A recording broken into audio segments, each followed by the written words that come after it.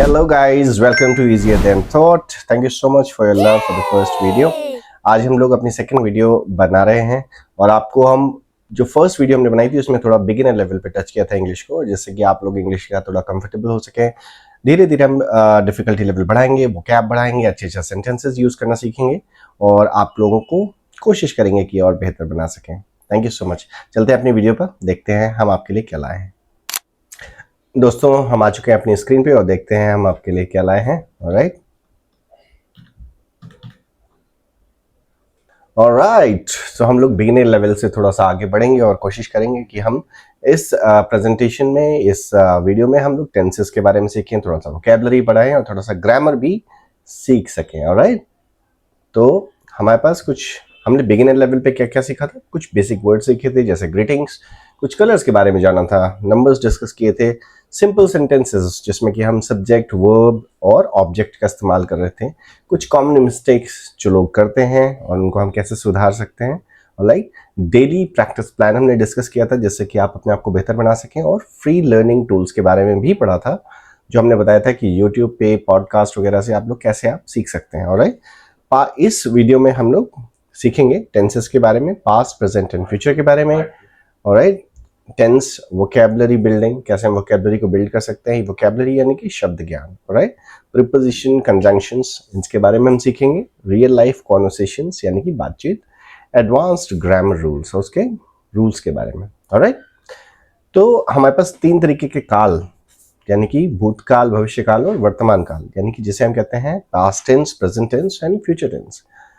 इनके कुछ हम सेंटेंसेस भी डिस्कस कर सकते हैं। ऑलराइट, तो पास्ट टेंस में हमेशा हम सब्जेक्ट, वर्ब की सेकंड फॉर्म प्लस ऑब्जेक्ट हम यूज करेंगे। जैसे कि मैंने खाना खाया, आई एट फूड। एट मतलब खाना खाए, जो हम खा चुके हैं। जैसे ईट होता है, ईट यानी कि खाना, एट यानी कि खा चुका। मैंने खाना खाया, ये पास्ट टेंस है। ऑलराइट, इसी को हम प्रेजेंट टेंस में कैसे यूज करेंगे, आई ईट फूड यानी कि मैं खाना खाता हूँ। फ्यूचर में आई विल ईट फूड यानी कि मैं खाना खाऊंगा, अभी मैंने खाया नहीं है। ऑलराइट, फ्यूचर टेंस में हम सब्जेक्ट प्लस विल यानी कि गा की के, वर्ब की फर्स्ट फॉर्म और ऑब्जेक्ट का इस्तेमाल करेंगे। इसी तरीके से एक सेंटेंस है, वह स्कूल गई यानी she went to school. Went यानी कि पास्ट टेंस है किसका, गो का। Alright, she went to school, वो स्कूल गई। प्रेजेंट में इसको बोलेंगे शी गोज टू स्कूल, वो स्कूल जाती है। और यही फ्यूचर टेंस में हो जाएगा, she will go to school. Will हमेशा आएगा जब गागी गे यानी कि जाएगा, खाएगा, तो इसका प्रयोग में हम ये यूज करते हैं, विल। ऑलराइट, हमने क्रिकेट खेला, वी प्लेड क्रिकेट। क्रिकेट खेला यानी कि वो चीज पास्ट हो गई, हमने खेला, है ना, खेला। आप नहीं, खेल नहीं रहे, वी प्लेड क्रिकेट। इसी तरीके से हम अगर क्रिकेट खेल रहे हैं तो हम बोलेंगे वी प्ले क्रिकेट, या खेलते हैं। ऑलराइट, हम क्रिकेट खेलेंगे, we will play cricket. Suppose we have a plan for tomorrow that will gather with friends and will play cricket, तो हम बोलेंगे we will play cricket. Alright, इसी तरीके से vocabulary builder, word families. Alright, vocabulary यानी कि शब्द ज्ञान, इससे हमें बढ़ाना बहुत जरूरी है जिससे कि हम अपने सेंटेंस को बेहतर कर सकें। जैसे हर एक सेंटेंस का रूट होता है यानी कि जड़, उसी के आधार पे आगे सेंटेंसेस या कुछ अच्छे अच्छे वर्ड्स बनते हैं। जैसे हैप्पी एक रूट मान लीजिए, इसी को अगर हम नाउन में कन्वर्ट करें तो बोलेंगे happiness, his happiness is visible, उसकी खुशी दिख रही है। इसी को अगर हम विशेषण बनाएं यानी कि एडजेक्टिव, तो हैप्पी हो गया, she is happy today. Adverb, adverb बनेगा तो happily, they lived happily. Right, क्रिया विशेषण, ठीक है। एंटोनियम क्या होता है, जस्ट अपोजिट, यानी कि हैप्पी है तो वो सामने वाला अनहैप्पी, ही सीम्स अनहैप्पी, वो अनहैप्पी दिख रहा है। इसी तरीके से एक रूट अगर है हमारे पास क्रिएट, तो इसी के आगे के हम डिस्कस करते हैं। अगर इसको नाउन में हम बोलेंगे तो हुआ creation, this is my creation, ये मेरी कृति है यानी कि मैंने जो बनाया है। इसी को एडजेक्टिव में हो जाएगा तो creative, he she is creative, ये एक विशेषण है यानी कि क्वालिटी बता रहा है। क्रिया विशेषण एडवर्ब यानी कि क्रिएटिवली, थिंक क्रिएटिवली यानी कि आप रचनात्मक सोचें। पर्सन यानी कि क्रिएटर, जो बनाता है किसी कृति को वो क्या हो गया, क्रिएटर हो गया। ऑलराइट, सो एक रूट से हमने कितने चीजें बना ली हैं, कितने शब्द बना लिए हैं। इसी तरीके से प्रीपोजिशन एंड कंजंक्शंस के बारे में हम बात करेंगे, जो कि बहुत ही इंपॉर्टेंट चीज होती है। प्रीपोजिशंस क्या होते हैं, जो जगह बताते हैं। जैसे कि in, on, at, under, between, beside कैसे यूज करेंगे? जैसे कोई बंदा दिल्ली में है या कोई इंसान दिल्ली में है तो कैसे कहेगा? I live in Delhi, right? मेज पर कोई सामान रखा है, book is on the table, ये सब जगह बता रहे हैं। जैसे एट 5 बजे पे, मीट मी एट 5 PM, उस समय बता रहे हैं कि किस समय हमें मिलना है।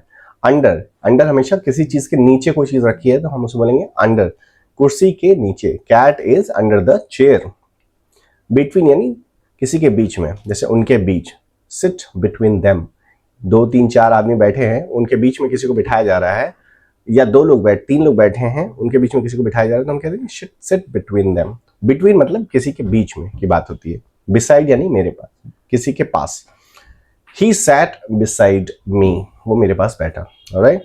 इसी तरीके से कंजंक्शंस की अगर हम बात करेंगे तो सेंटेंसेस जोड़ने वाले होते हैं, जैसे एंड, बट, और, because, so, although, alright. I like T and coffee, मुझे चाय और कॉफी पसंद है। इसी तरीके से बट क्या होता है? लेकिन। I want it but it's costly, मैं इसे चाहता हूं, पसंद करता हूं, इस चीज को, इस सामान को खरीदना चाहता हूं, बट इट इज कॉस्टली यानी कि महंगा है। और यानी कि या, टी और कॉफी। आप किसी को ऑप्शंस देना चाहते हैं कि आप क्या लेना चाहेंगे, टी या चाय या कॉफी, तो आप बोलेंगे टी और coffee, what do you want?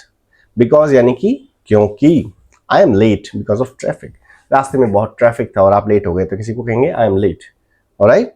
सो यानी कि इसलिए। It rained so I stayed, बारिश हो गई इसलिए मैं रुक गया।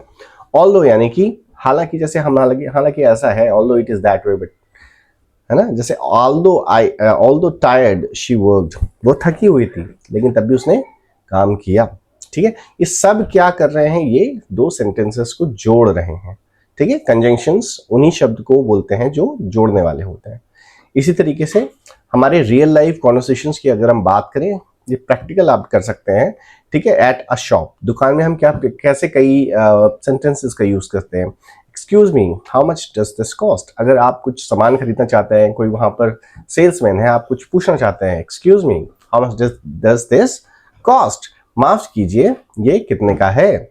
शॉप में, इट कॉस्ट 200 रुपीज। मान लीजिए आप बेच रहे हैं या आपको बता रहे हैं रोल प्ले की तरह, तो सेल्समैन कहेगा इट कॉस्ट 200 रुपीज, ये 200 रुपए का है। Can you give me a discount? क्या आप मुझे डिस्काउंट दे सकते हैं? क्या आप थोड़ी छूट दे सकते हैं? ठीक है, डिस्काउंट का मतलब होता है रियायत, थोड़ा सा डिस्काउंट दे दिया शॉप ने। Okay, I will give it for 180, तो 200 रुपए का था, आपको 180 रुपए का दे दिया। इसी तरीके से फोन कॉल पे कुछ कॉन्वर्सेशन आप कर सकते हैं, जैसे कॉल आई, हेलो मैं स्पीक टू राहुल प्लीज। किसी ने कॉल किया और उन्होंने बोला आपके घर में कोई राहुल रहते हैं मान लीजिए, तो कहेंगे hello may I speak to Rahul please, क्या मैं राहुल से बात कर सकता हूँ? तो दूसरा इंसान कह सकता है sorry he is not available right now. Suppose Rahul उपलब्ध नहीं है तो क्या कहेंगे? Sorry he is not available right now, ठीक है, वो उपलब्ध नहीं है। Can I leave a message for him? क्या मैं उनके लिए कोई संदेश छोड़ सकता हूँ? श्योर प्लीज गो अहेड, कृपया आगे बढ़िए, बताइए क्या मैसेज है, ठीक है। इसी तरीके से एडवांस्ड ग्रामर अगर हम डिस्कस करें तो आर्टिकल्स क्या क्या होते हैं? ए, एन और दा को हम बोलते हैं आर्टिकल्स, ऑलराइट।